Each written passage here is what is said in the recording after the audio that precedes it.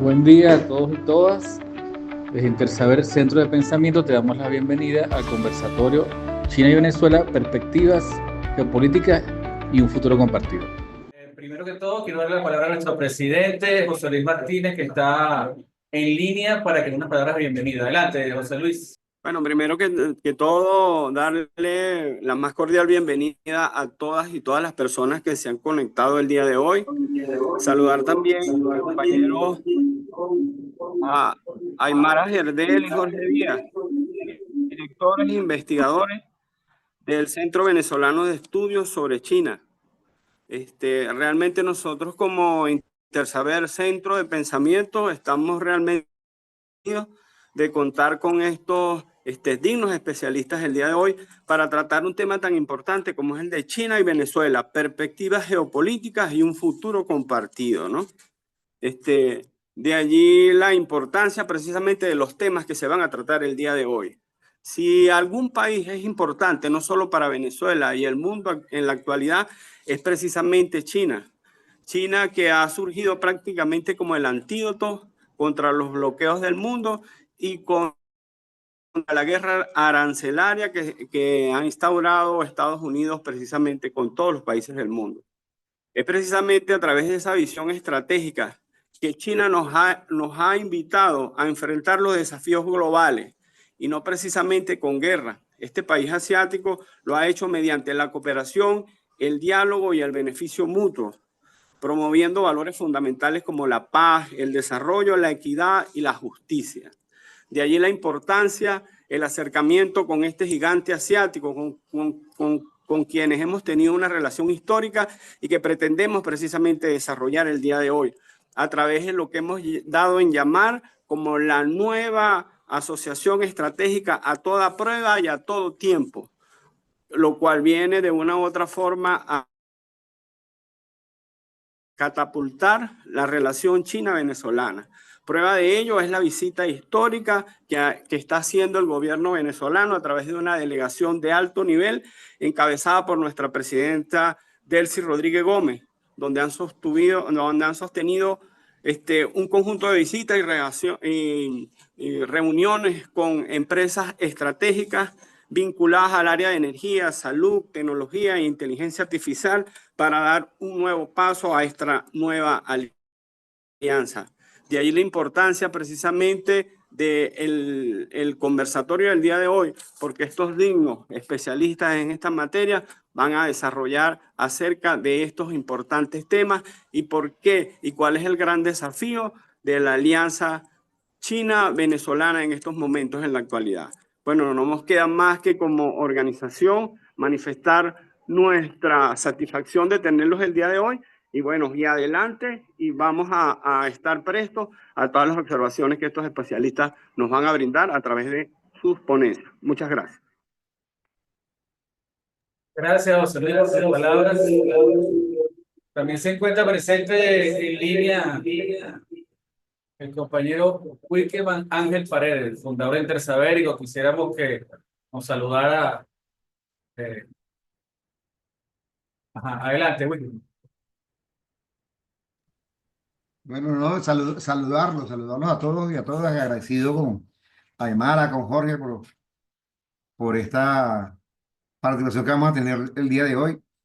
Contento con la labor que viene realizando el Centro Venezolano de Estudios sobre China. Yo creo que es fundamental y es imprescindible que sigamos uniendo esfuerzos para acercar cada vez más a nuestro país a esa extraordinaria realidad que significa China. Nosotros recientemente tuvimos la dicha de estar en China y compartir en diversas instancias también, con diversas autoridades, una delegación encabezada por el diputado Nicolás Ernesto Maduro Guerra.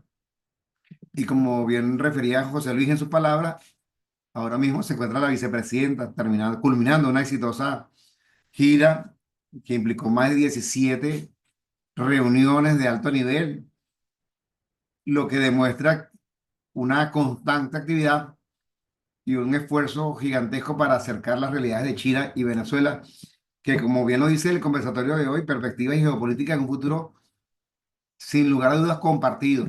Nosotros tenemos que conocer cada vez más bueno, lo que ha ocurrido en China, qué es lo que va a ocurrir y está empezando a ocurrir en Venezuela. Y tener a China muy de cerca como socio estratégico, además en el nivel en que nos ha colocado China a todo tiempo, a toda prueba, yo creo que es fundamental que nosotros, quienes nos dedicamos a la investigación, a la formación, al acompañamiento de grupos, de organizaciones, de movimientos, unamos cada vez más esfuerzos para lograr alcanzar este cometido referido a que la realidad de China, el modelo de China, el éxito de China, la propuesta de China para el mundo, sobre todo un mundo que en este momento vive una situación terrorífica, diría yo, estar al borde de una guerra nuclear con una perspectiva absolutamente absurda, significa para nosotros un enorme desafío. China y Venezuela y los BRICS, el mundo tiene propuestas que sin duda representan el verdadero sentido de la humanidad que estamos empeñados en construir. Entonces, bueno, agradecidos, muy agradecidos con el Centro Venezolano de Estudios sobre China.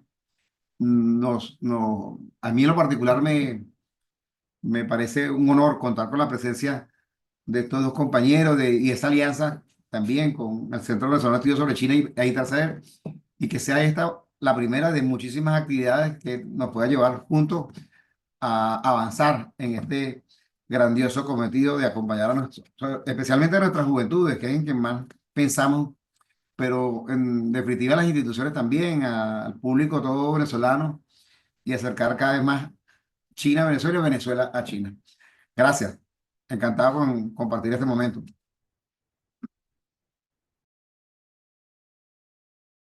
Bueno, digamos que vamos a iniciar el conversatorio, perspectivas geopolíticas y un futuro compartido. De alguna forma, China en este momento está en el ojo del huracán.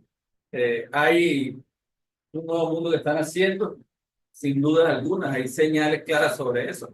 La reciente guerra de aranceles del presidente Trump también, digamos, que acelera ese proceso de un nuevo mundo naciendo. Y podemos citar a Gramsci, que recientemente cumplía 88 millones de muertos. ¿No? La crisis ahí, cuando algo está ocurriendo, algo están haciendo, nacen los monstruos. Parece que tenemos uno muy cerca en el norte. De alguna forma sus políticas han llevado a repensar sobre la geoeconomía del mundo, ¿no? La globalización de los años, los últimos 50 años ha llevado a deslocalizar la fabricación de productos en todo el mundo. La cadena de valor se encuentra difuminada por todo el mundo, ¿no? Hay una fábrica de hacer partes en un sitio, en China, en Corea, en Taiwán, en México, en Canadá, y termina siendo distribuida y vendida por los grandes transnacionales. Entonces, ese panorama parece que se pone como en, en tela de juicio en este momento, ¿no? Y eso reconfigura, por supuesto, todas las posiciones hasta ahora del neoliberalismo clásico, ¿no? Que decía que, bueno, hay que ir con el dinero, donde nos ahorramos costos. De alguna forma, ese llamado de China en este momento de hacer un planteamiento diferente, de relacionarse con el resto del mundo, hace que nosotros nos preguntemos por todos los países, bueno, hasta los que tenían cierta escepticismo en relación a relaciones con China. En este momento pareciera la alternativa más lógica, ¿no? Dado, bueno, un país que te prohíbe o te pone condiciones leoninas para que tú exportes a su país, ¿no? Para que también importes a suyo. Entonces, hay una necesidad, digamos, de la economía mundial de ver hacia otros mercados. Y China, bueno, en esa supuesta reconfiguración de las cadenas de valores mundiales, donde la famosa, ¿cómo se llama? La curva de la sonrisa, ¿no? Yo hago la investigación y desarrollo y el diseño en las grandes potencias, la fabricación se hace en las potencias emergentes de los países emergentes y la distribución y comercialización en el resto del mundo. Digamos que esa altura parece que no era tanta sonrisa lo que imaginábamos con esa curva, ya que, bueno, en este momento todo eso se ha venido, digamos, por lo menos al debate. No decimos que ha, digamos, perdido vigencia, ¿no? Entonces hay una contradicción entre esa globalización occidental, digamos, que nos dibujaron como que el fin de la historia, y un nuevo mundo que están haciendo, una nueva forma de relacionarse. Entonces, en eso, China tiene también una apuesta, ¿no? y tiene hasta nombre, está puesto, una comunidad de futuro compartido para la humanidad, ¿no? Es que se le llama a ese concepto. Y eso tiene sus principios, sus bases, sus planteamientos, que hasta el punto de vista filosófico son diferentes a la globalización, ¿no es cierto? Entonces, yo creo que ahí es evidente la necesidad uno de conocer esas propuestas de fondo que hay detrás de esa apuesta que hace China por un nuevo mundo. Y por supuesto, no nada más China, el hermano de los BRICS, que se ha convertido, por supuesto, en el polo de poder. Estamos viendo hoy a nuestros ojos el nacimiento de una nueva polaridad, ¿no? Pero ese mundo multipolar que nos habló Hugo Chávez hace tantos años, hoy lo estamos viendo nacer.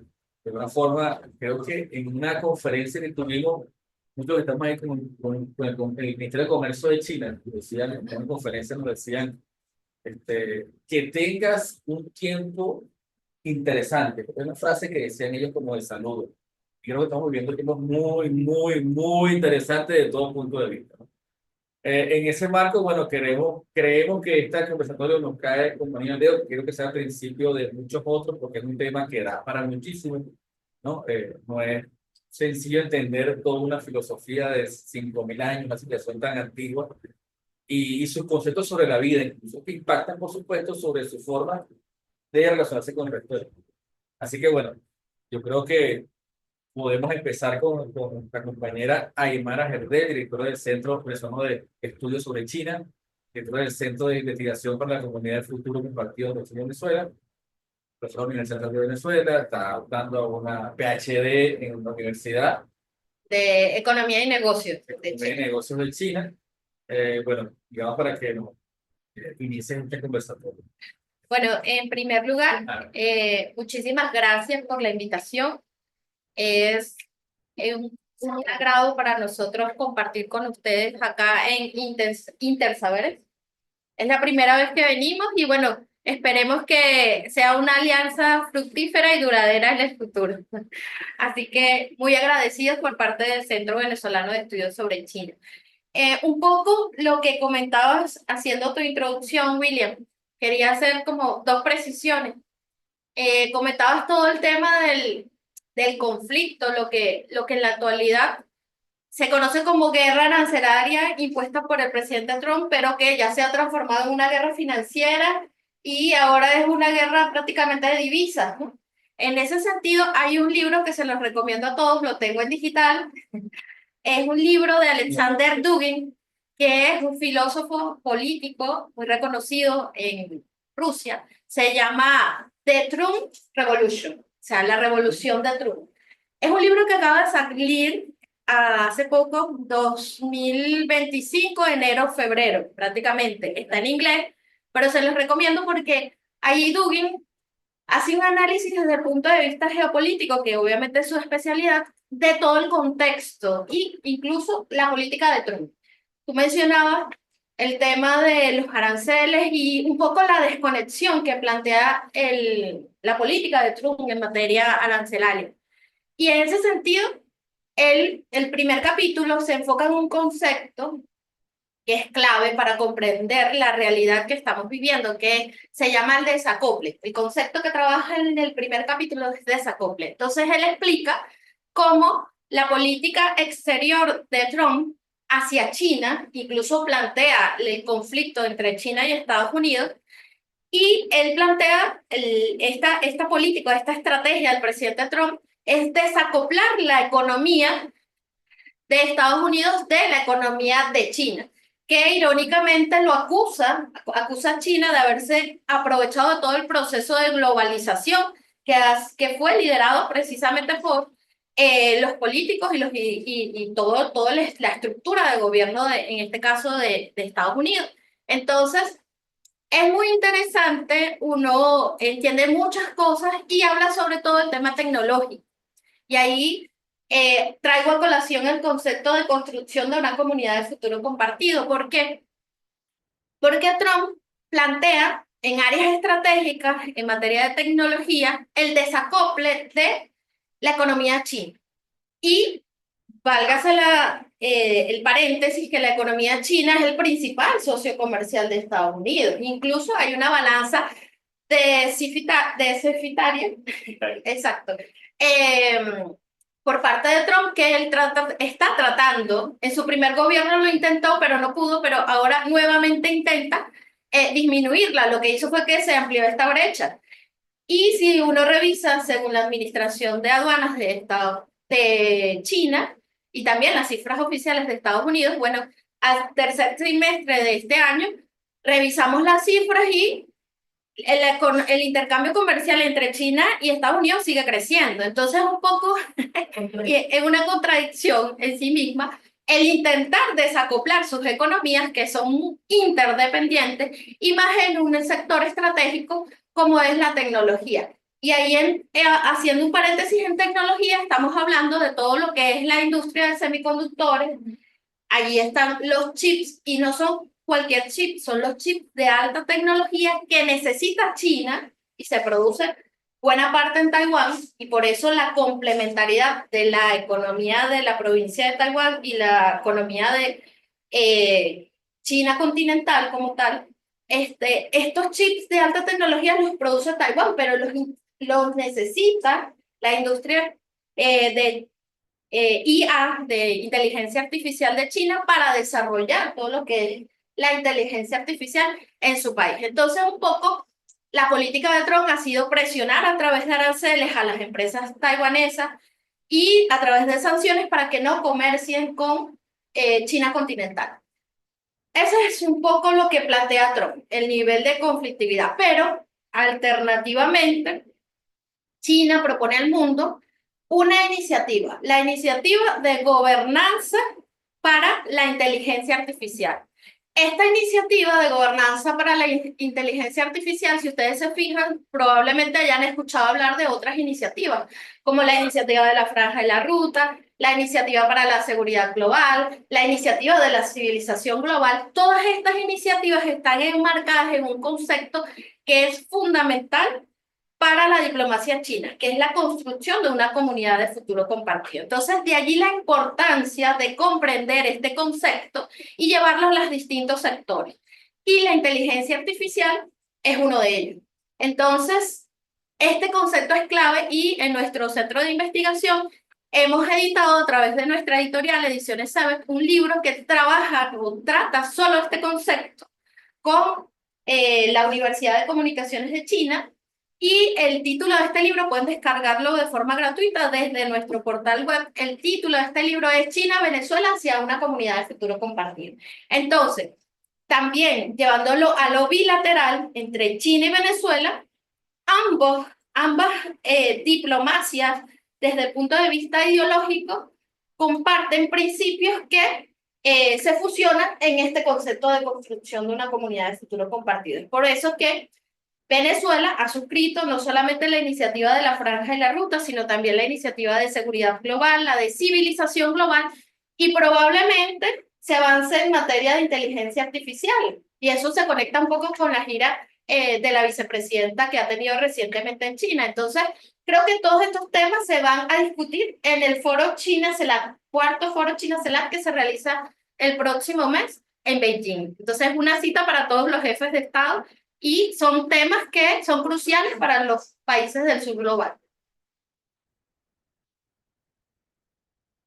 Yo creo, Aymara, que la presencia de la vicepresidenta en esta gira que tuvo muy intensa, ¿no? Tuvo 17 reuniones, si no me equivoco, en 3, 4 días, ¿no? Pero hay que resaltar algunas. Algunas de ellas fueron, primero, por supuesto, la inteligencia artificial, fue una empresa y estuve conversando con ellos sobre esto. Es decir, la tecnología en el marco, digamos, completo de lo que significa la tecnología para un país como Venezuela. Otra la Corporación China de Petróleo, ¿no? Que también es fundamental para Venezuela, el tema energético. China es el primer importador de petróleo, de energía del mundo, ¿no? Sí, y con una economía creciendo constantemente, bueno, se perfila como ya despuntar hacia su seguidor que es Estados Unidos. Entonces, obviamente, a Venezuela nos interesa muchísimo esa relación energética con China. Pero también creo que hay un protocolo de alianza que China propone al mundo sobre energía, ¿no?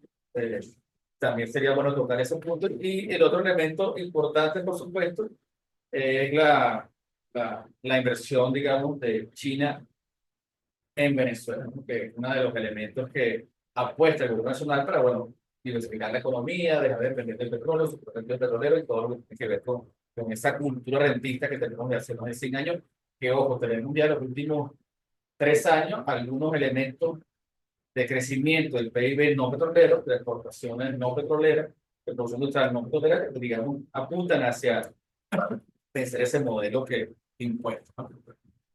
Desde el Entonces, bueno, este marco de relacionamiento con China en esas áreas, digamos, más específicas, digamos que ofrece un panorama interesantísimo y claro, además para su desarrollo futuro.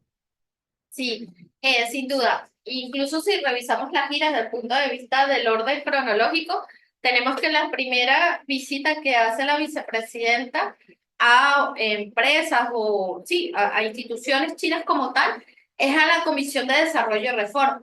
Esta comisión es muy importante porque es la que de alguna forma es una pieza clave en la estructura que nosotros tenemos de intercambio comercial en materia energética con China. Recordemos que nosotros, y esta es parte de la política de diversificación de mercado que ideó el presidente Chávez, nosotros vendemos a futuro petróleo para financiar proyectos de gran envergadura, es decir, en algún momento se denominó como proyectos estructurantes. Sí, en áreas estratégicas que nosotros necesitemos. Entonces, en ese sentido, la Comisión de Desarrollo y Reforma es fundamental porque es parte de ese engranaje. Entonces, es allí la importancia y por qué es una de los primeros lugares que se visitan. Obviamente, nuestra industria petrolera ha sido muy afectada por las sanciones económicas y hay que renegociar o activar muchos asuntos. Entonces, es una visita muy importante. Luego hace otra visita a CNPC, o que es como la empresa de petróleo, como decir, una de las empresas principales en materia energética de China. Y ya una de las primeras del mundo. Sí, claro, por supuesto. Entonces, esta empresa también tiene una vinculación muy importante con Venezuela, obviamente por todo lo que ya habíamos comentado. Entonces, son visitas claves en un contexto en el cual, bueno, los aranceles, adicionalmente a las sanciones que ya tenemos impuestas, afectan la exportación de petróleo, los envíos de petróleo, no solamente a China, sino al resto del mundo. Entonces, es un poco lo estratégico de estas dos visitas. Y adicionalmente, bueno, hay una serie de empresas en materia tecnológica que se visitan posteriormente. Entonces, eso es parte de un poco, no solamente la agenda de Venezuela, sino la agenda de Venezuela que se enmarca en la agenda regional y los temas claves que se van a discutir en el foro China-CELAC. Adicionalmente, me preguntaba sobre otra iniciativa muy importante en materia energética, que es la iniciativa de interconexión energética global. Esta iniciativa de interconexión energética global es una propuesta de China para una transición energética. Obviamente, China es vanguardia en muchas tecnologías que están desarrollando la producción de energía utilizando fuentes de energía un poco más limpias, por ejemplo, energía eólica, energía solar, energía hidroeléctrica, entre otras. Entonces, esta iniciativa un poco busca vincular este desarrollo de nuevas energías a una tecnología que ya lo habían desarrollado los rusos, pero los chinos en este caso la han fortalecido y la han desarrollado un poco más, que es la transmisión de grandes volúmenes de energía a través de corriente continua. Esta transmisión de grandes volúmenes de energía a través de este tipo de corrientes, está la corriente alterna y la corriente continua, permite, o China está haciendo ensayos y desarrollando esta modalidad o esta tecnología para transmitir energía entre países, entre regiones, o sea, entre continentes, dentro del país, entre países y entre continentes. Y se espera que en el 2030 o 2050 China pueda transmitir energía desde, por ejemplo, América Latina hacia América del Norte, pasando por el Ártico y llegando a África o a Asia. Entonces es un poco un proyecto al 2050 que está trabajando China y que ya está trabajando en ese sentido en nuestros países y sobre todo con el desarrollo de Nicolás Tesla. Transmitir la corriente. Sí, sí, sí, sí, sí. Bueno, entonces esos son puntos clave, puntos clave. Claro, pareciera que ese foro China-CELAC es clave, ¿no? Sí, Ha sido clave en la historia entre esta subregión, digamos, y China, y entonces este foro se perfila como una oportunidad importantísima para que ese nuevo camino que está dibujando en ese nuevo mundo, nuevo orden mundial, pueda de alguna forma concretarse en algunos elementos. Llama la atención, Jorge y Aymara, que cuando uno revisamos las relaciones bilaterales entre Latinoamérica y países latinoamericanos del Caribe y China, vemos que países como Brasil, México y Colombia, que son las economías más grandes del subcontinente, no están suscritos a algunos convenios bilaterales o convenios, bueno, no sé por qué, si son las economías más grandes y son sus mayores socios comerciales en la región. Eso es lo que pasa ahí. Bueno, eso tiene varias explicaciones. Bueno, un poco, primero para complementar lo que anteriormente comentaban, si bien estamos hablando de la situación actual de la guerra arancelaria, o la nueva guerra arancelaria de Trump con China, porque es una nueva guerra, porque ya pasó, que hubo una primera, que curiosamente los chinos no la catalogaban como guerra. Oficialmente los chinos hablaban de fricción comercial, porque ellos decían que la guerra se tiene que pelear en otros términos y Estados Unidos no está peleando en términos de guerra, sino en términos de rapiña, así decir. Entonces para ellos los chinos no es guerra, es fricción comercial. Claro, ya este segundo conflicto, segunda fase, sí ya está teniendo otras connotaciones, incluso se evidencia en la forma de cómo las declaraciones, como el gobierno chino está respondiendo a todo. Entonces, pero es importante, y de igual forma, esta visita de una nueva delegación de alto nivel venezolana a China también no es coyuntural, es parte de un proceso. Aquí yo quiero acotar algunos hechos muy relevantes que debemos manejar, y sobre todo en el marco de la diplomacia china hacia el mundo y cómo se inserta nuestra diplomacia interna. Es importante señalar que este concepto de comunidad de futuro compartido que China lanza al mundo es parte de algo que los chinos denominan el nuevo tipo de relaciones internacionales. Esto fue un concepto que lanzó el presidente Xi Jinping en Moscú en el año 2003. O sea, cuando él en una visita o en su primera visita como presidente de China a Rusia, dice, bueno, hay que construir un nuevo tipo de relaciones internacionales, lo dice nada más y nada menos que en el Instituto de Relaciones Internacionales de Moscú. Esto se hace en el año 2013, posterior a un hecho muy importante que nosotros debemos tener en consideración en la política china nacional e internacional, que es el 18º Congreso del Partido Comunista de China en el año 2012. Allí inició algo que China a nivel nacional llamó la nueva era. China inició una nueva era en el año 2012, nacional e internacional. A nivel internacional, a través de este nuevo tipo de relaciones internacionales que inician en el año 2013. Incluso para nosotros es muy importante porque, primero, China lanza ese concepto de comunidad de futuro compartido a inicios del año 2013, y en ese año, en septiembre y octubre, se lanza la iniciativa tal vez más conocida para todos, que es la iniciativa de la Franja y la Ruta. Que se empieza la construcción de la iniciativa de la Franja y la Ruta, que en principio era un concepto que incluso al interno de China no estaba muy claro, porque se hablaba de las antiguas rutas de la seda, pero bueno, ¿qué significaba la iniciativa de la Franja y la Ruta? Bueno, es un concepto que China lanza al mundo, pero no es un concepto propio, pero de construcción colectiva. Es así como incluso al interno de China se conoce cuando nosotros tenemos intercambios con centros de investigación. Bueno, es un concepto que propone China al mundo, bueno, pero tenemos que construir de manera colectiva. Pero ese concepto es la experiencia práctica, bueno, y Aymar ha escrito mucho sobre eso, es la experiencia práctica del concepto de comunidad de futuro compartido. Una experiencia práctica que en materia de infraestructura, en materia económica, en materia comercial, eso se da en el año 2013. Y esto es un punto muy importante porque en el año 2014 el presidente Xi Jinping viene a Venezuela, julio del año 2014. Es decir, un año y medio después de haber sido electo presidente de China. Entonces, aquí en el año 2014 nosotros firmamos con China la Asociación Estratégica Integral China-Venezuela, donde nuestra relación se eleva a un nuevo nivel en el año 2014.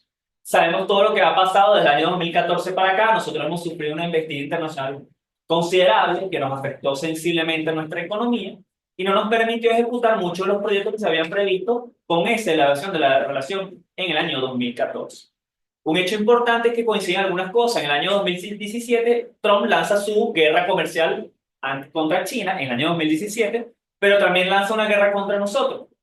Y cuando empieza todo ese ciclo de medidas o sanciones contra nuestra economía, hay una medida que poco se divulga, que es que él sanciona directamente la relación China-Venezuela, específicamente a toda la arquitectura financiera que utilizábamos nosotros para nuestro modelo de cooperación energética China-Venezuela. Específicamente, él lanza medidas coercitivas contra el Bandes, contra toda esa estructura financiera que nosotros de alguna forma construimos en nuestra relación China-Venezuela para poder materializar esto que decía Aymar, que es la diversificación de mercados de materia energética que habíamos construido. Eso es importante tenerlo presente. Luego, el año 2014 viene algo muy importante. Se crea el foro China-CELAC en el año 2015. Este foro reviste una importancia fundamental porque se van a cumplir 10 años. Para los chinos, esto, cuando se cumplen 10 años, 25 años, es muy importante. ¿Qué ocurre con el foro China-CELAC? Fíjense que China decide un modelo de cooperación multilateral con determinadas asociaciones internacionales. Fíjense que en el caso de América Latina no elige a Mercosur, no elige a la OEA, no elige a otro, sino CELAC. ¿Y por qué? ¿Qué característica fundamental tiene CELAC? ¿Quiénes no están en la CELAC? Exacto. Canadá y Estados Unidos. China tiene un modelo de relación bilateral país a país, pero trata de proponer de América Latina, bueno, vamos a tener un modelo de relacionamiento multilateral con la CELAC. Obviamente, eso ha sido bombardeado. ¿Por qué? Porque sabemos que en algún momento Brasil se salió de la CELAC. Bolsonaro decidió que Brasil saliera de la CELAC. El foro ha sido, estableció una serie de estrategias, entre ellas 3 planes de cooperación. ¿Qué ha ocurrido con esos 3 planes de cooperación? Han sido propuestas de China a la CELAC, pero lamentablemente la región no ha podido responder de manera uniforme o de manera unida o integrada a la propuesta de China en ese foro. ¿Cómo lo vemos nosotros? Bueno, este cuarto foro China-CELAC que se va a celebrar en Beijing, bueno, va a ser una renovación de esa relación que no ha podido en los últimos 10 años mostrar todo su potencial. ¿Okay? Y eso, de alguna manera, responde un poco a tu última pregunta. Bueno, ¿por qué no está Brasil? ¿Por qué no está Colombia? ¿Y por qué no está México? En la iniciativa de la Franja de la Ruta. Hay expertos, como por ejemplo uno muy famoso mexicano, Alfredo Jalí Fernández, que dice México nunca va a adherirse a la iniciativa de la Franja de la Ruta porque nada, tenemos al lado de Estados Unidos. Va a haber otras formas de cooperación, pero va a ser muy difícil que permitan a México inscribirse en la iniciativa de la Franja de la Ruta. ¿Qué pasa con Colombia? Bueno, el gobierno de Petro realmente es un gobierno reciente, pero más allá de los vínculos que son estrechos comerciales entre Colombia y China, el hecho de insertarse en la iniciativa de la Franja de la Ruta pasa prácticamente por una autorización que le tiene que expedir Estados Unidos a Colombia, básicamente. Y el tercer elemento es Brasil. El hecho de que Brasil no esté en la iniciativa de la Franja de la Ruta ha sido muy criticado, incluso por expertos brasileños muy estudiosos de la relación entre China y Brasil. Estamos hablando de expertos desde la izquierda hasta la derecha, porque todos ellos promueven, bueno, hay que insertarse en la iniciativa de la Franja de la Ruta. Para ello, el año pasado, ambos países se idearon como una forma medio encubierta de incorporarse, o sea, de esa incorporación, porque se elevó la relación de China y Brasil de asociación estratégica integral a un nuevo tipo de asociación donde incorporaron 2 conceptos: futuro compartido e iniciativa de la Franja y la Ruta. Entonces, de una forma Brasil está, pero no está en la iniciativa de la Franja y la Ruta, pero ya el nuevo nivel de relacionamiento incorporó ese concepto.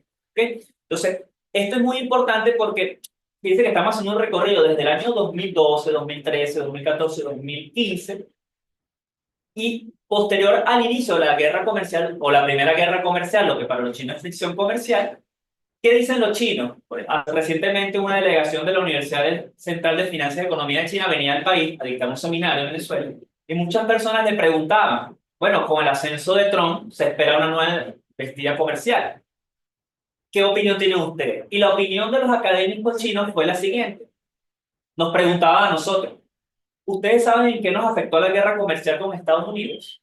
La respuesta fue en nada. Porque nosotros previmos años antes que Estados Unidos nos iba a atacar con una guerra comercial. Si en la primera guerra comercial, obviamente la economía china ha estado sencillamente afectada en algunos sectores, como bien lo decía Aymara, por ejemplo, el tema de los microchips y los microprocesadores. Pero imagínense, si la primera guerra comercial Trump no pudo vencer, y estamos hablando del año 2017, 2018, vino la pandemia, se superó la pandemia, bueno, viene una nueva etapa donde los chinos incluso están mucho mejor preparados. Porque, por ejemplo, en el año 2017, Huawei, que fue una empresa a la cual le impusieron una serie de sanciones, restricciones, igual que a ZTE para que no comercializara con nosotros. Bueno, Huawei pasó a ser la empresa que más patentes registra a nivel mundial. A pesar de la guerra comercial, a pesar del COVID, se fortaleció tanto que la Huawei de hoy, 2024, no es la misma Huawei del año 2017. En el año 2017, China producía vehículos eléctricos. Bueno, tal vez tenía una industria modesta. Hoy en día, de las 10 primeras empresas que producen vehículos eléctricos a nivel mundial, 9 son chinas. Y es impresionante, les pongo una anécdota. Por ejemplo, nosotros en el año 2023 estábamos en China, Sí. vinimos para Venezuela. Y en el año 2024, un año después, volvimos a China y ustedes veían centros comerciales en China que antes eran, no sé, de equipos electrónicos, de ropa, de otro. Ahora son mini centros comerciales donde lo primero que exponen son vehículos eléctricos. En un año. Ustedes van a ver todas las tiendas chinas en la calle, se veían Tesla. ¿Por qué? Bueno, porque Tesla tiene su fábrica, una de sus principales fábricas en Shanghai. Cuando ustedes ahora van por las calles de Beijing, lo que ven son vehículos eléctricos chinos. Ya no ven casi vehículos europeos ni Tesla. O sea, eso demuestra la respuesta de China o la potencial respuesta a esta nueva guerra comercial, a esta nueva investida. Yo creo que en parte, y es una opinión muy personal, Estados Unidos tiene una muy mala lectura de lo que está ocurriendo en Asia, pero una terrible y muy mala lectura. Por ejemplo, hace poco había una declaración de un portavoz del gobierno ruso que decía, los empresarios rusos están pidiendo que no levanten las sanciones. ¿Por qué? Porque estamos produciendo nosotros. Una visión parecida está ocurriendo en China, porque estas embestidas de Estados Unidos ante China simplemente están revalorizando, están reimpulsando el nacionalismo chino. Claro, nosotros a lo mejor desde Occidente no lo vemos tan claro, pero por ejemplo, cuando tú estás en China y Trump acusa a China, por ejemplo, del COVID, la respuesta de China contra Estados Unidos fue masiva, pues. Es más, le ponemos hasta, yo siempre hablo con algunas anécdotas muy particulares. Cuando estamos en los salones de clase, las profesoras te empiezan a ver hasta los teléfonos. Ah, es que tú tienes Apple, no tienes Huawei, nosotros tenemos Huawei. Deberían usar Huawei. Es decir, desde el más bajo nivel de un salón de clase hasta el gobierno central empezó todo, cerraron filas alrededor de su país. Entonces, hago todo este recorrido porque, si bien nosotros a lo mejor lo vemos desde el punto de vista macro, que está ocurriendo a nivel de alto nivel, Trump, Xi Jinping, Putin, hay que también verlo desde un bajo un nivel del pueblo, por así decirlo, porque de la gente de a pie conoce, y ojo, y la gente de a pie está muy bien informada de lo que está ocurriendo y cuáles son sus posiciones. Entonces, bueno, y para finalizar, volviendo al tema, el Foro China-CELAC es una instancia muy importante. Yo creo que autocríticamente nosotros desde América Latina no la hemos sabido potenciar. Claro, las disputas internas no lo han permitido, las intervenciones no han permitido. Es una oportunidad muy valiosa porque ¿quiénes fueron de los fundadores de la CELAC? Nosotros. Son los promotores de la CELAC. La CELAC nació en Caracas. Bueno, Venezuela, y yo me imagino que es parte de esta visita que está haciendo la vicepresidenta, desde el punto de vista de América Latina y el Caribe, debe establecer puntos prioritarios en la agenda. Y seguramente estos puntos prioritarios en la agenda va a venir, no los puntos seguramente será el nuevo relacionamiento económico y comercial que vamos a tener con China. Porque antes las inversiones eran sectores tradicionales, estaba el petróleo, gas. Ahora la inversión china a nivel mundial se está reduciendo en hidrocarburos para potenciarse en sectores como el tecnológico. Entonces es una oportunidad para nosotros aprovechar a lo mejor esa nueva etapa de las inversiones chinas en el mundo, es una nueva etapa de las relaciones China-América Latina y el Caribe. Y en el caso concreto de Venezuela, nosotros firmamos en el año 2023, elevamos nuestro nivel de relacionamiento de asociación estratégica a todo tiempo y a toda prueba, que es muy importante porque muy pocos países del mundo la tienen. La tienen Pakistán, Bielorrusia, Etiopía, si mal no recuerdo me falta uno, y Venezuela. Hungría. Y Hungría. O sea, muy pocos países tienen ese nivel de relacionamiento, que no es poca cosa, no es un discurso ni es una frase. Este nuevo nivel de relacionamiento nos permite tener una relación con China más diversificada y se potencian los sectores de relacionamiento, tanto político, económico, social, científico, tecnológico, entre otros. Bueno, primero presentar a Jorge, que no lo hicimos al principio, ¿no? Coordinador del área de Relaciones Internacionales del Centro de Estudios sobre China, investigador del Centro de Investigación para la Comunidad del Futuro Compartido Chile-Venezuela, y también constante al PhD, ¿no? Está en esa fase los dos. Bueno, fíjate, Jorge y Aymara, uno de los elementos muy importantes de esa visita de la vicepresidenta Delcy Rodríguez a China es hablar sobre el yuan digital, ¿no? Ante las políticas, digamos, de, de frenar, ¿no?, la capacidad de intercambio comercial y económico con los países a través del SWIFT, que nos lo bloquearon nosotros, a Rusia, a otros tantos países con las sanciones. De alguna forma, esa nueva alternativa nace, ¿no?, como una posibilidad de intercambio comercial con el resto del mundo. Ya China en la OMC, ya con una plataforma nacional bastante sólida y comprobada, ¿no? De hecho, ya muy poco se usa el objetivo, ¿no? Eso ya desapareció.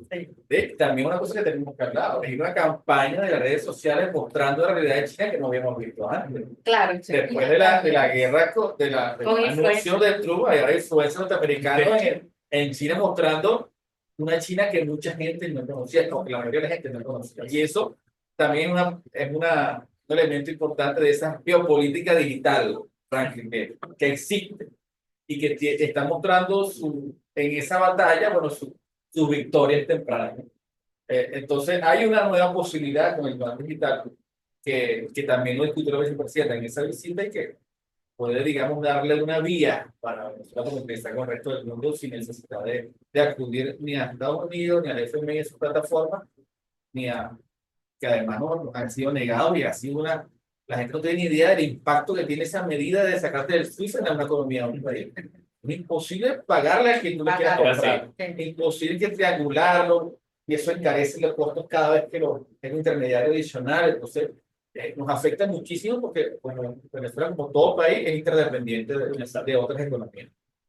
No sé qué me dices sobre eso.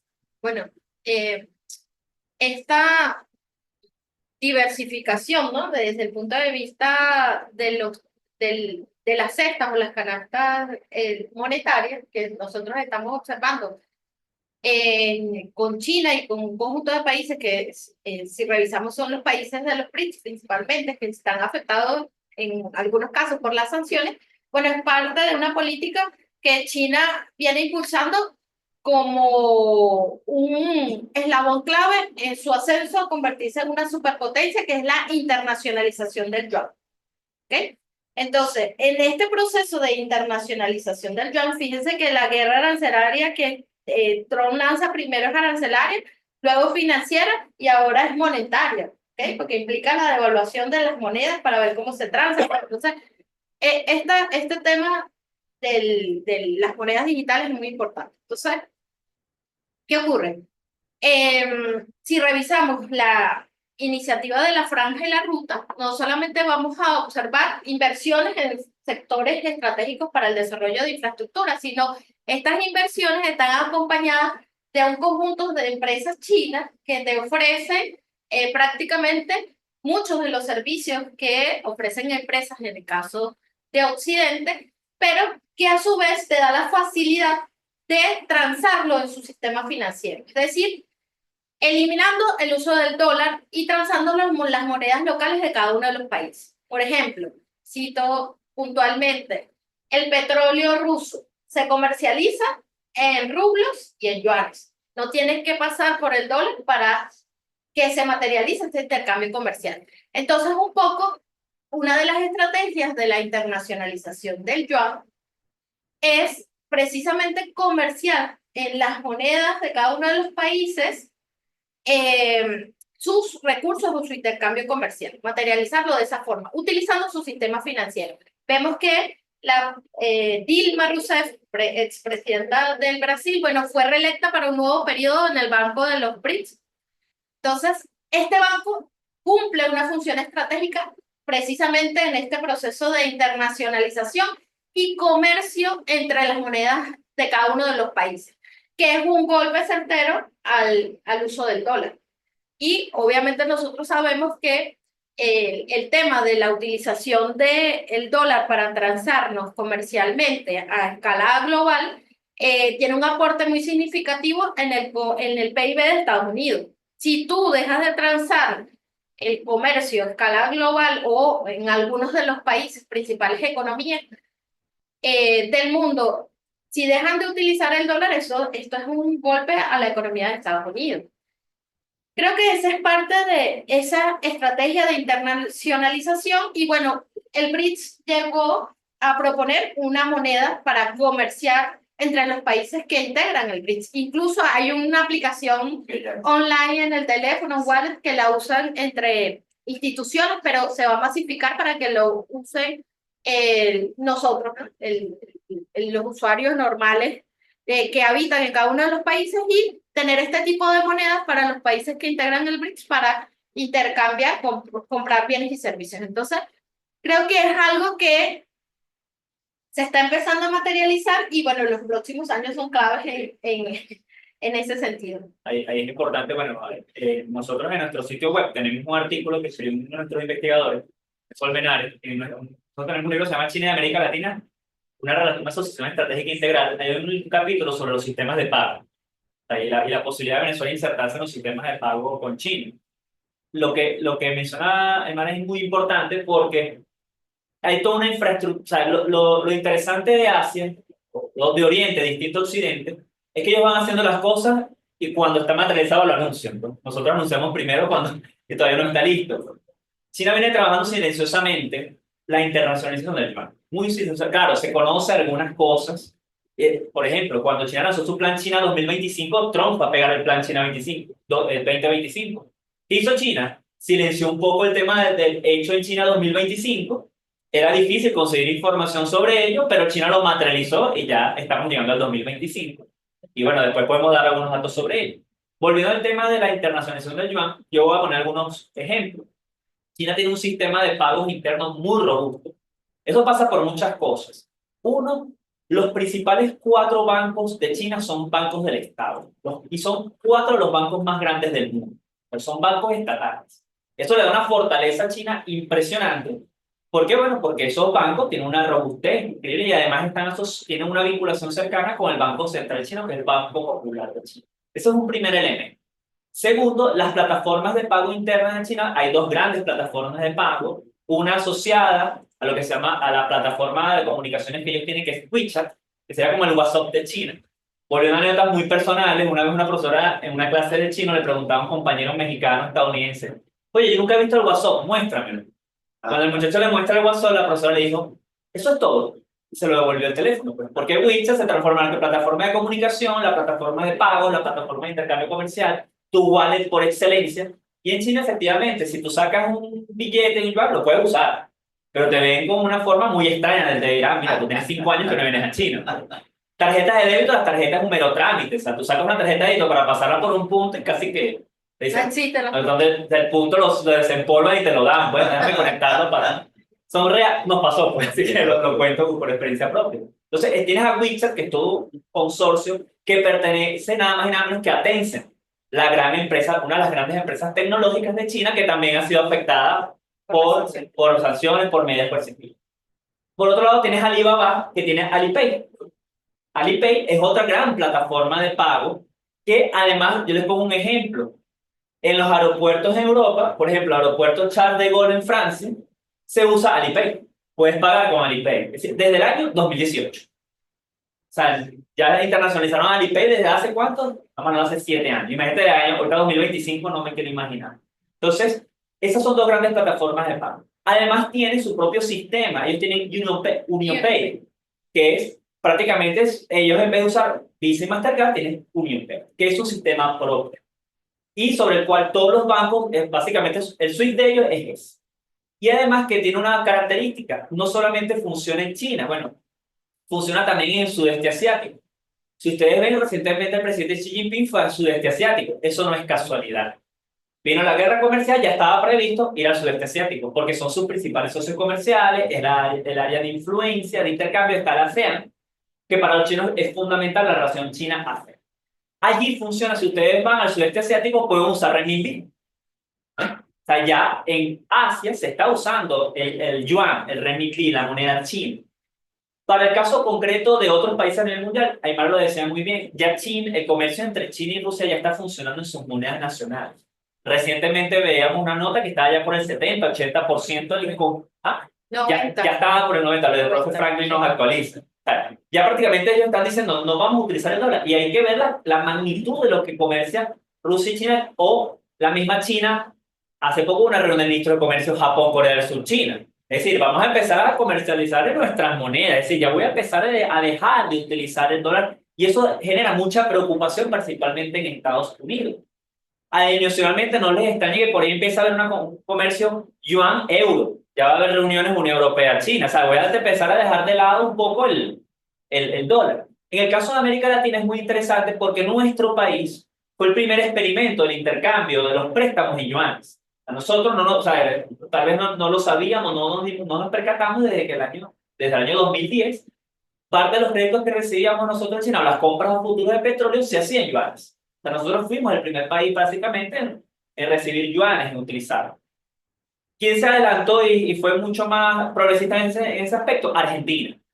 Argentina, en el gobierno de Alberto Fernández, acordó el primer swap en yuanes con China. Es decir, ya el Banco Central de China ya recibía yuanes, o tiene yuanes, y es lo que está salvando la economía china, la economía argentina en este momento. Incluso, y vamos ahora al tema de la internacionalización del yuan y las nuevas plataformas de intercambio. Hace poco veíamos una entrevista del ex embajador de Argentina en China. Yo creo que es una persona muy interesante que deberíamos seguir, Sabino Vaca Narvaja. Tuvo un gran impacto en China por su forma en cómo manifestó o desarrolló la diplomacia entre China y Argentina en su paso como embajador. Y él decía, en esto es algo muy interesante, él informaba, claro, tiene su vínculo ya de más alto nivel con la presidenta Dilma Rousseff. Y él decía que ya se puso en prueba los nuevos sistemas de pago en China. Los nuevos sistemas los nuevos sistemas de pago de China a nivel mundial. Entonces él decía que, por ejemplo, con el SWIFT, si tú quieres hacer una transacción de Hong Kong para otro país, eso tardaba 5 días. Tenía que pasar por 7 bancos. Ese es el caso del SWIFT.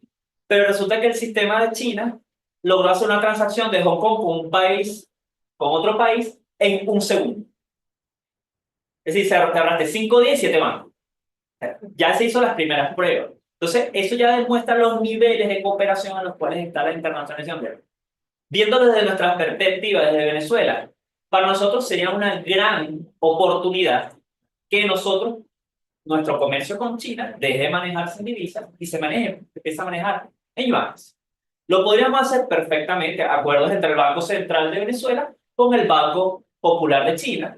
Para nosotros creo que no sería mayor problema que nuestros entes o organizaciones puedan tener cuentas en China. Ojo, si les digo, la realidad del venezolano de a pie que está en China, con respecto al tema de las medidas coercitivas, se ha afectado. Tenemos compañeros que no pueden abrir una cuenta bancaria en determinados bancos chinos. Claro, los bancos chinos o a personas chinas te dan ciertas estrategias. O sea, tú ves los compañeros cubanos, los compañeros rusos, hay unos que no pueden abrir cuentas en bancos chinos. Bueno, porque los bancos, por más que sean bancos chinos, tienen relaciones internacionales. Bueno, pero hay otros mecanismos que perfectamente se pueden activar o se han activado. O sea, bueno, esto yo creo que es lo que uno puede decir de la estrategia de la internacionalización del yuan. Nosotros tenemos que tomar yo creo que una decisión a nivel como país, como Estado, bueno, nuestro comercio con China tiene que ser yuanes y nuestra moneda local. ¿Cómo se hace? Bueno, yo creo que hay mecanismos. Si Argentina lo hizo, que es un país con severas dificultades económicas, yo creo que nosotros lo podemos hacer. Así es, seguramente, y tenemos información de que la presidenta del Banco Central de Venezuela estaba en esa gira. Sí, por algo. Bueno, fíjense que uno tiende a creer que estas cosas o estos logros en la geopolítica china se presentan de la noche a la mañana. Pero China tiene un plan para todo.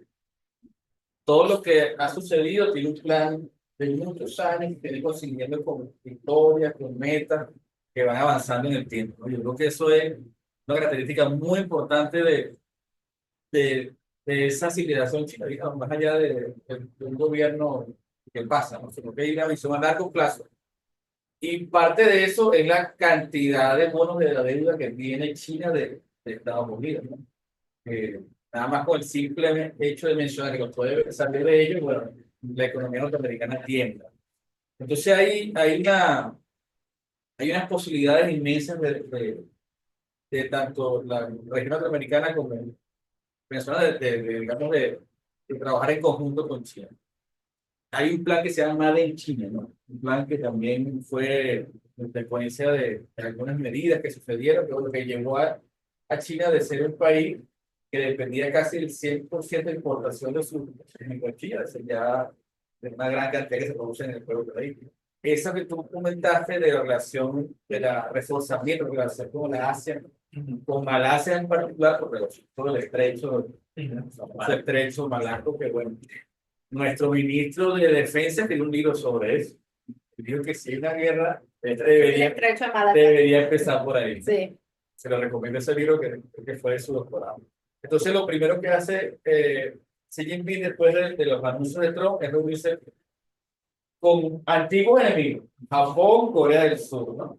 Después se va a la Asia y se reúne bilateralmente con el presidente de Malasia. Hay una perspectiva regional importante de la unión de países que han estado personalmente desunidos, ¿no? ¿Qué me dicen ustedes? Bueno, yo creo que es parte de cómo se ve la diplomacia en Oriente, nosotros vemos. Yo creo que la relevancia de la diplomacia china es que no niega al otro, o es lo que nosotros hemos observado. Por ejemplo, China no niega la globalización existe, solo que la globalización la podemos ver económica, financiera, política. Bueno, China usó la globalización económica.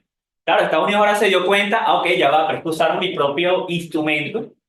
Y lo que cuando inició la reforma de la apertura en el año 1978, la gran mayoría de Occidente colectivo creía, no, bueno, esta es la fábrica del mundo y me van a fabricar todo. Y como tú lo decías en un momento, no solamente fabricaron, aprendieron y empezaron a diseñar y superaron.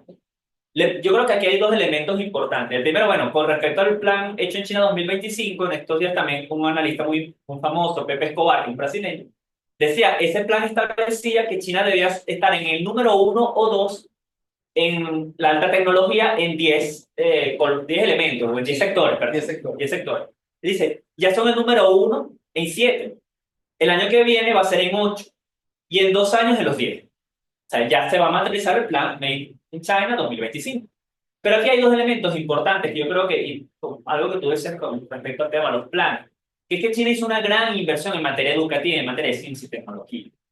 Los centros de investigación en China, las universidades, los centros de pensamiento juegan un rol fundamental, pero estratégico, prioritario. En esto ya le decíamos a alguien, ser profesor universitario en China, eres una de las personas más importantes de la sociedad. Ser investigador en China es una de las personas más importantes en la sociedad.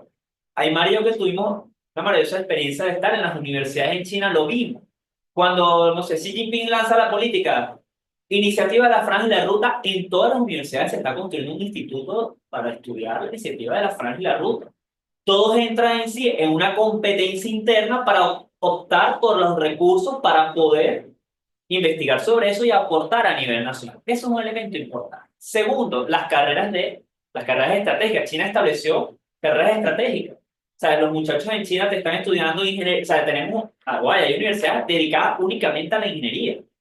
Ahora, inteligencia artificial se convierte en un contenido obligatorio desde la primaria. Ojo, eso sin descuidar otras carreras. Los chinos tienen carreras de filosofía, de sociología, de relaciones internacionales, de idioma, de marxismo. Ojo, todos los estudiantes en China tienen que ver obligatoriamente marxismo en la universidad. Son 3 materias obligatorias. Nosotros con nuestras reglas tenemos que ver. O sea, es obligatorio. O sea, vas a tener que entender el pensamiento político en China y vas a tener que estudiar marxismo. Entonces, ese es un elemento. Y ahora cuando vamos a la relación con Asia, efectivamente la relación con Japón, con Corea del Sur, con Vietnam, con Malasia, es una relación tensa a nivel político, pero no a nivel de los pueblos. Porque les ponemos un caso, la provincia de Yunnan, que queda al sur, cuya capital es Kunming, es frontera con Laos. La cantidad de estudiantes, bueno, que tuvimos nosotros compañeros de clase de Laos, de Vietnam, de Camboya, de Tailandia, de Corea del Sur, la cantidad de estudiantes de Corea del Sur en China es impresionante.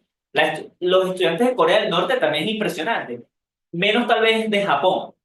Pero y los chinos están yendo a estudiar a Corea del Sur, a Japón. Es decir, ese intercambio o esa aparente disputa, aparente no, hay una histórica disputa entre esos países que llega a disputas políticas, más abajo se disemina porque hay intercambio pueblo a pueblo, hay intercambio entre universidades, hay intercambio entre centros de investigación, y eso es recíproco, eso es mutuamente beneficioso. Entonces, a lo mejor nosotros vamos a estar observando que básicamente la diplomacia mundial se está moviendo a Euroasia. Lo que pasa es que Occidente no lo quiere ver. Nosotros desde América Latina debemos de tener claridad, y eso incluso nuestras dirigencias deben tenerlo claro. Está bien, yo no voy a negar la relación con Estados Unidos, no voy a negar la relación con Europa, pero mi prioridad está allá. Y volviendo a citar a Alex, embajador Sabino Vaca, él dijo un comentario importantísimo estos días que no, a lo mejor nosotros tendríamos que revisarlo en el caso venezolano. Él decía, él preguntaba, ¿cuántas embajadas argentinas hay en Europa? Y él soltaba un número impresionante de embajadas de Europa. Bueno, el propio Franklin tuvo embajador de Europa, lo conoce. Y él decía, pero en Asia tenemos una dirección de Asia y Pacífico y tenemos poquitas embajadas en Asia.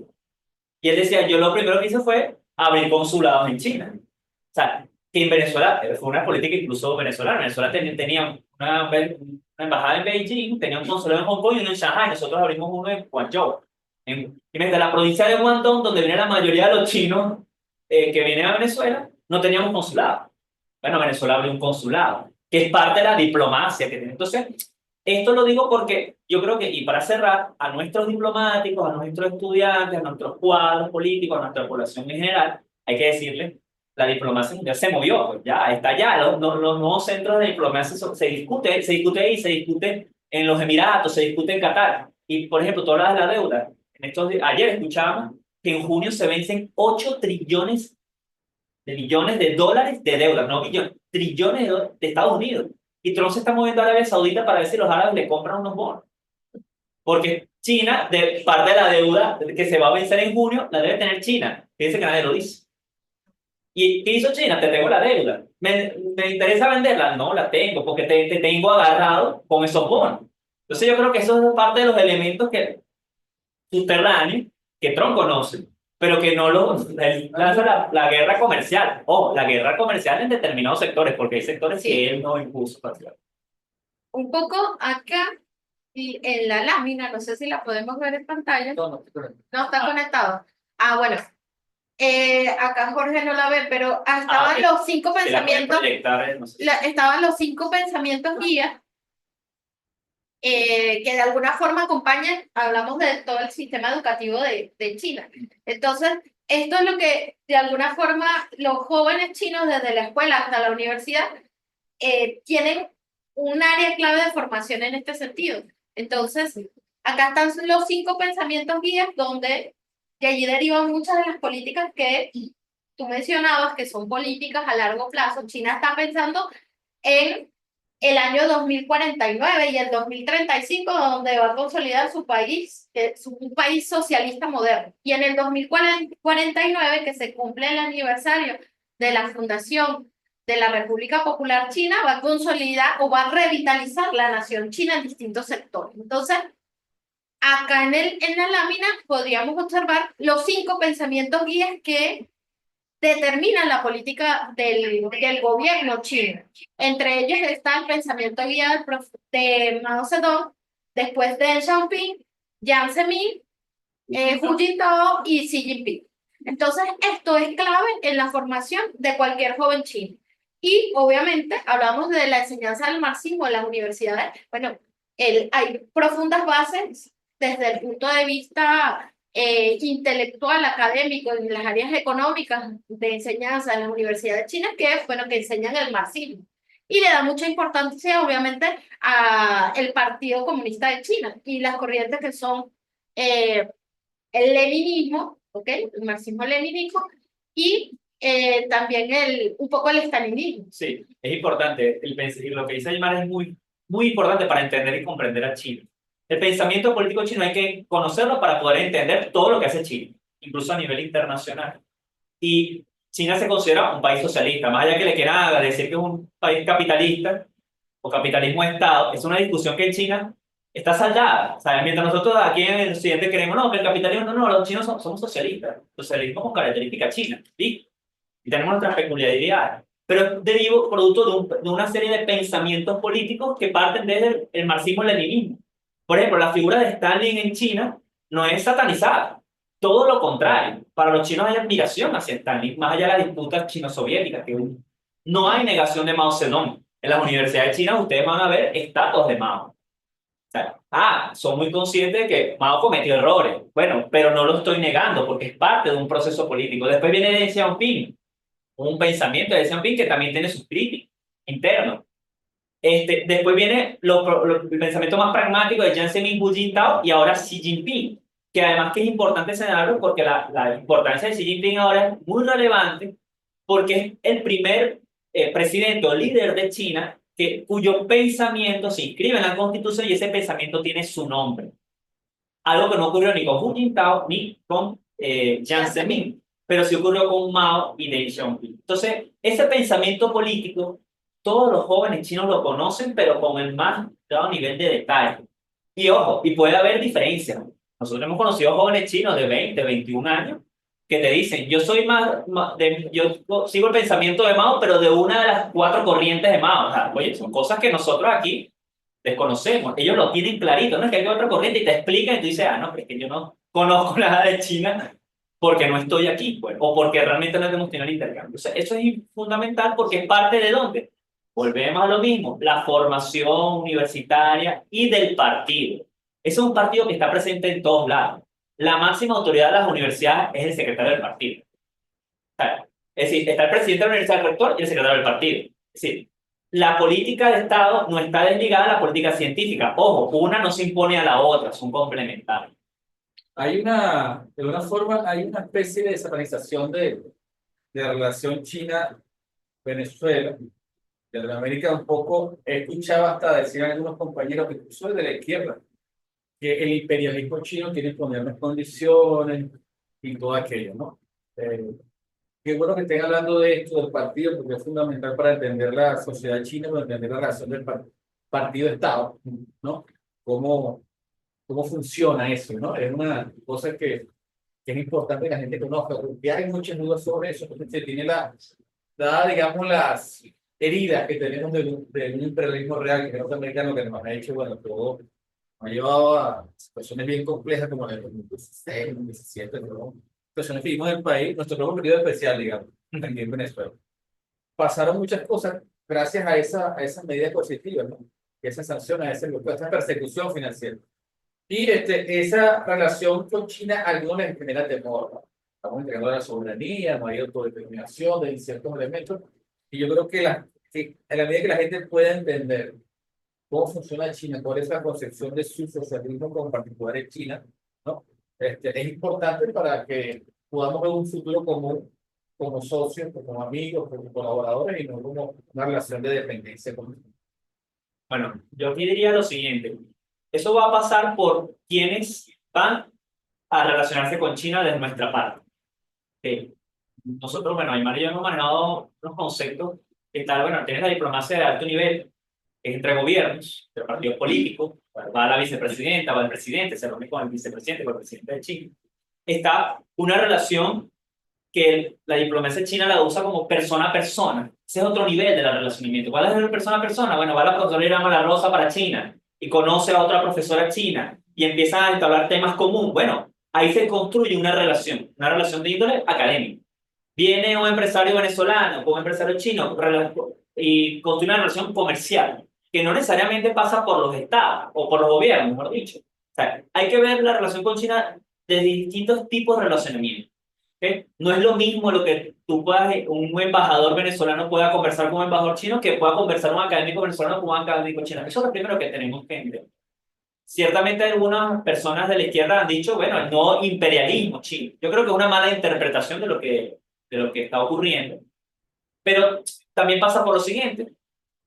Si tú vas a negociar con China cualquier cosa, sea un acuerdo energético, un acuerdo de infraestructura, de transporte, académico, lo que sea, bueno, obviamente China va a hablar por sus intereses. Los nuestros tienen que hablar por nuestros intereses para poder llegar a un acuerdo.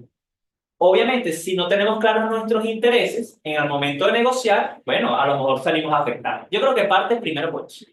Cuando China negocia contigo cualquier cosa, hasta un convenio de cooperación académica, viene muy bien preparado. Estos son los intereses de la universidad china.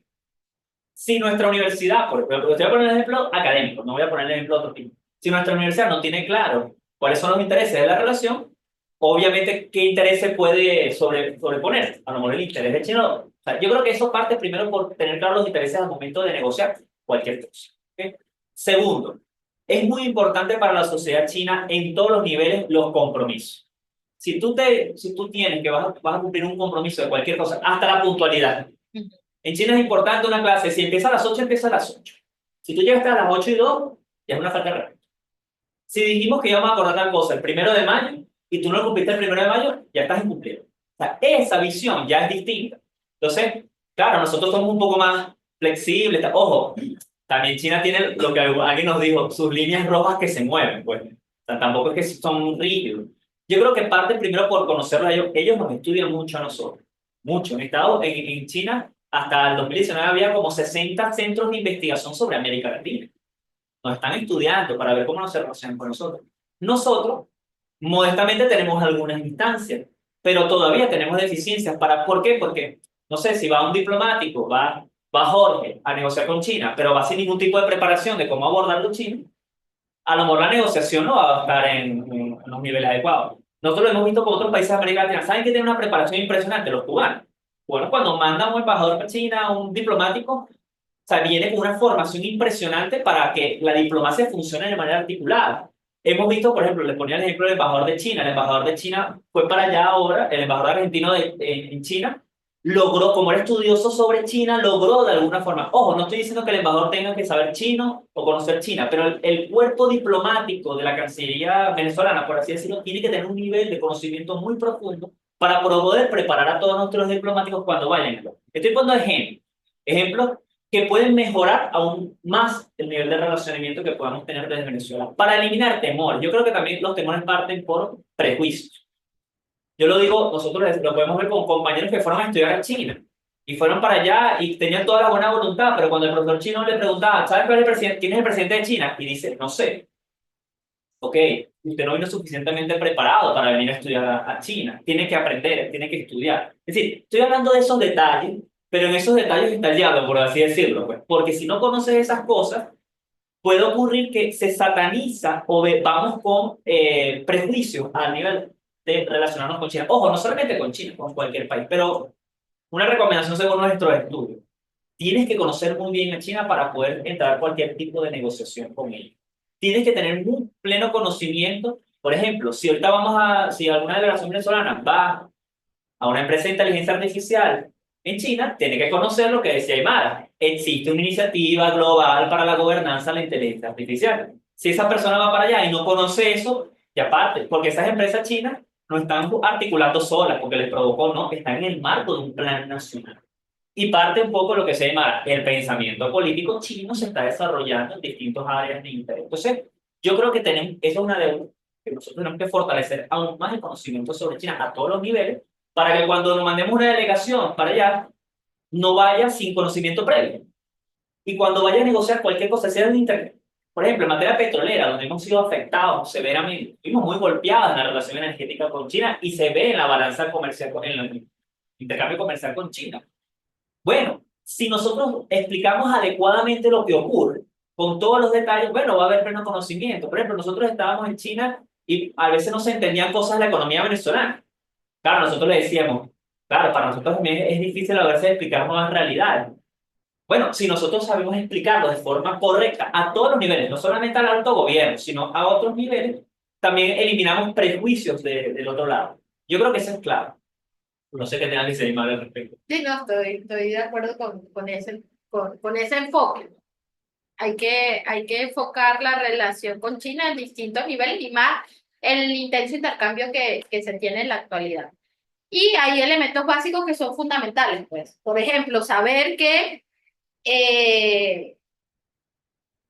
el tema territorial, ellos tienen en la actualidad, le están haciendo mucho énfasis en este tema en particular, incluso por el ataque de Occidente a sus fronteras. Es decir, hay un conflicto permanente con lo que para China continental, es la provincia de Taiwán. ¿Okay? Entonces, Occidente está tratando de atacar e influir en la población de Taiwán para de alguna forma motorizar una iniciativa secesionista, y eso no es de ahora, sino esto es recurrente.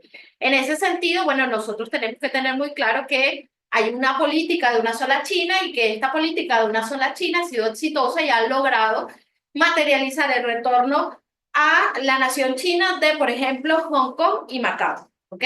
Y China, con toda su paciencia y su visión estratégica, bueno, lo va a hacer en este caso con Taiwán, a través de sus políticas, ¿ok? En ese sentido, es clave conocer esa realidad para no cometer errores. Por ejemplo, algo muy técnico, que Jorge es actuario y yo soy estadístico en nuestras especialidades. Nosotros manejamos software desde el punto de vista tecnológico para utilizar mapas y georreferenciar información. Entonces, los programas de Occidente desde el punto de vista tecnológico cambian las fronteras de China y esto hace que, por ejemplo, genera un conflicto en torno al tema Taiwán o a otros conjuntos de islas que están en el mar de China. Y cuando tú presentas un trabajo utilizando estos software, porque tú manejas estos software, lo presentas a una instancia china, tú tienes que estar consciente de que no es culpa tuya, sino es que el software está programado así para eso, para generar un ideario en la población que lo utiliza de que esto es territorio independiente o esto es territorio de China. Entonces, algo tan sencillo como eso que puede influir incluso en el desempeño de un estudiante, no sé, un estudiante venezolano que está estudiando en China, que utilice y proyecta un mapa que no es el adecuado, entonces eso ya genera un conflicto. Exacto. Y más si lo hace por lo menos un gobierno. O que ha pasado mucho y sigue pasando, que utilicen el chino tradicional para publicar información sobre China y desconozcan que hay un chino simplificado que lo estableció Mao desde el año 1950 y que ese chino simplificado es símbolo de unidad para el pueblo chino. Entonces, nada más que tú te relaciones con ellos a través de el chino, empleando el chino tradicional, entonces eso ya genera un conflicto o ya genera un prejuicio hacia ti.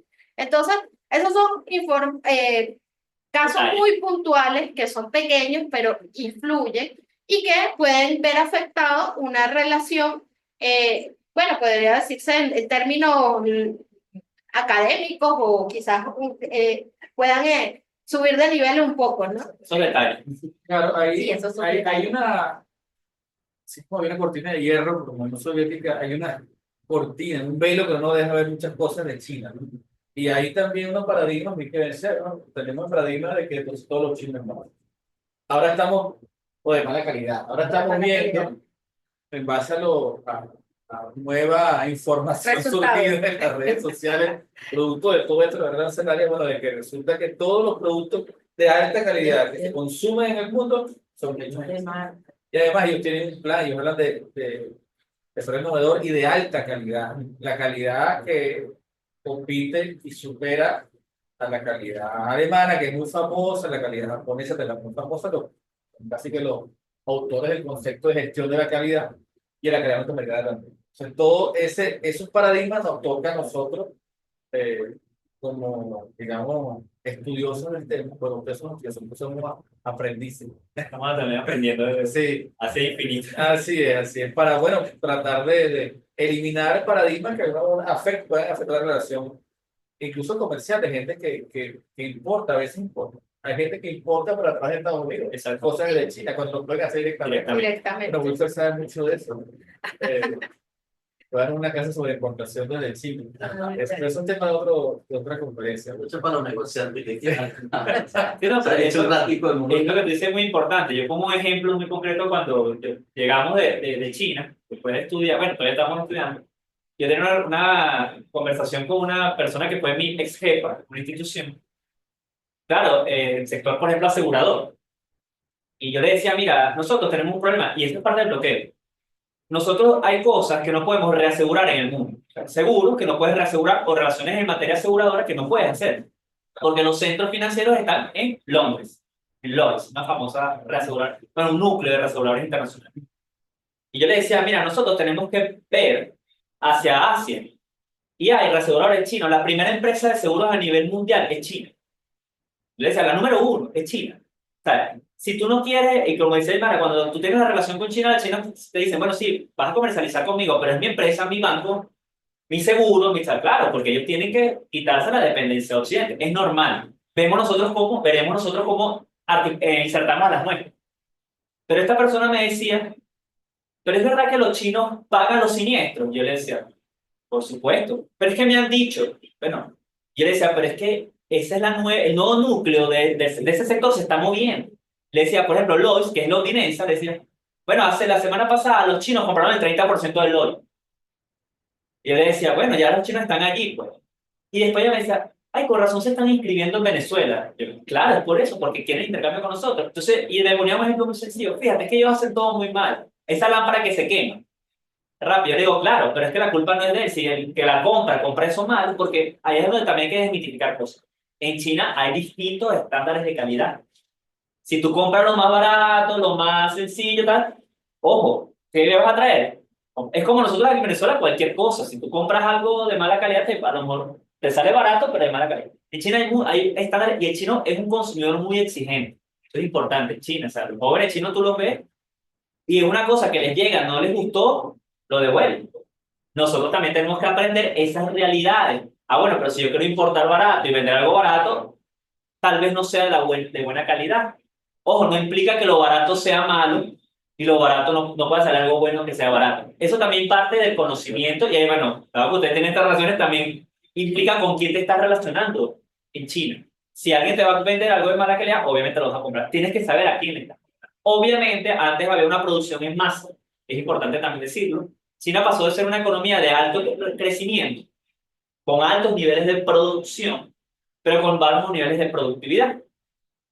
China desde el año 2012, el año 2014 entró a algo que se llama la nueva normalidad económica, donde ellos plantearon, vamos a crecer a tasas un poco más bajas, claro, bajas para ellos 5%. Pero, y hay un requisito, desarrollo de alta calidad, como tú bien lo dices. O sea, no es que me vas a producir, pues, para cambiar también esa imagen, yo creo que también China está preocupada por su imagen, el chino se preocupa mucho por la imagen que tiene. Ellos tienen una frase que se dice, si perder la cara, si yo no puedo pasar vergüenza. Ellos tienen esa frase y esa frase se aplica a nivel nacional y a nivel internacional, y es un poco para cambiar esa realidad que tienen ellos al día. Bueno, fíjate, nosotros en Venezuela estamos en pleno debate de la reforma constitucional. Uno de los elementos que está debatiendo es la nuevo modelo económico diversificado. Obviamente ahí se abren las puertas para discutir a nivel constitucional algunas reformas que nos permitan, digamos, por ejemplo, el uso de moneda, de un mercado de moneda distinto al bolívar, ¿no? Y ahí, digamos, que el Juan pudiera entrar en ese debate. Por eso las cosas, bueno, no es casualidad las cosas que están pasando en Venezuela y el mundo. Además, tenemos nuestro plan de la Confederación que la primera T, que la transformación económica tiene como objetivo fundamental diversificar la economía, y eso pasa, por supuesto, en una economía como una está bloqueada, asediada. Bueno, la inversión extranjera es fundamental, ¿no? Como una estrategia que además la usó China en su momento para hacer lo que hoy es. Así que es un planteamiento creo que ha dado resultados en países como China, como Vietnam, y que nos ha llevado a ser hoy, en el caso de China, primera potencia mundial, muy cercano depende del punto de vista en que lo analicen, no sé, del PIB, si es todo eso. Bueno, compañero Jorge y Aymara, de verdad, ha estado muy buena la conversación. Yo por mí puedo seguir hablando aquí hasta las 3 de la tarde, pero por ahí me están haciendo señas. Sí. Así que bueno, muchísimas gracias. Personal, ha sido un placer tenerlos aquí. Esperemos que esta sea una relación permanente de compartir este tipo de escenarios y otros de investigación que podamos hacer en conjunto. Ambos tenemos una página web que podemos exposicionar muestras de las suyas para que la usen, las revistas que tenemos, las publicaciones. Tanto ahora recibimos aquí un libro de parte del CB, pasado, presente y futuro, Chile y Venezuela. El aniversario de la relación diplomática entre Chile y Venezuela, el 50 aniversario, pero el año pasado. Sí, el año pasado. Así que bueno, muchas gracias por este regalo. Adicionalmente también tenemos, nosotros le dimos un regalo a ellos. Aquí tenemos nuestros libros que están aquí. La amenaza inusual del sector familiar, el sujeto entreaprendiente, que es una línea de trabajo también en la materia de educación popular, de Richard Delgado, economía social en el ciclo de la transición revolucionaria del compañero Wilkerman Ángel, que nos saludó hoy, y Luis Munía, que está por ahí. Y bueno, varias revistas, la última sobre el BRICS, que la dirigió nuestro compañero Franklin González, responsable de la área internacional y geopolítica, y esta revista sobre Trump específicamente, que fue esta revista de Guerra entre Misiles, también dirigida por nuestro compañero Israel. Así que bueno, yo no escucho en revista. Mañana presentamos una revista, vamos a hacerlo en el auditorio de Fogaes, si no me equivoco, que se llama Sur Global, ¿no? A las 10 de la mañana. A las 10 de la mañana están todos los que estén conectados, invitados a participar. Y por supuesto, ustedes, si nos pueden acompañar, sería buenísimo contar con su presencia. Muchísimas gracias a los que están aquí presentes, a los que están conectados, saludos. Muy agradecido por su participación y bueno, seguimos conectados y conversando sobre estos temas muy interesantes. Hasta luego. Gracias. Mira, muy orgulloso. El compañero Wickelman nos tiene unas palabras de agradecimiento y despedida. Adelante, Wickelman, de cariño.